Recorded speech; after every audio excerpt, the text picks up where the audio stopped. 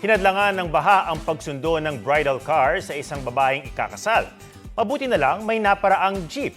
Usuan na yan sa report ni Oscar Oida. Here comes the bride, all pretty and dressed in white. Pero ang journey patungong altar ni Glyza, Yan naman jeep talaga. malayong malayo sa ilang buwan niyang pinagplanuhan. Tirikman ang araw sa kanyang wedding day. Mataas naman ang tubig dahil sa high tide.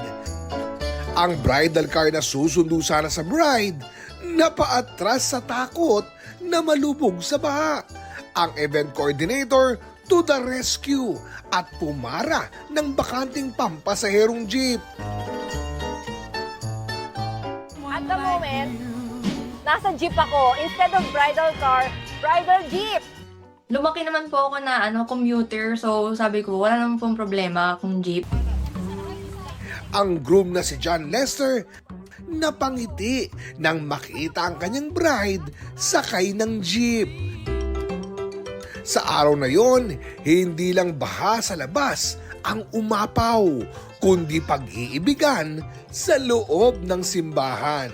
Ang mga nakatanggap ng best wishes, meron ding wish. Sana way before meron ng long-term and short-term goals yung local government para maibisan yung Pagbaha, yung pagbaha kasi parang nasanay na lang yung mga tao na every time every time na umuulan. umuulan ng malakas, babaha ka agad. Tapos matagal bago humupa. Oscar Oida, nagbabalita para sa GMA Integrated News.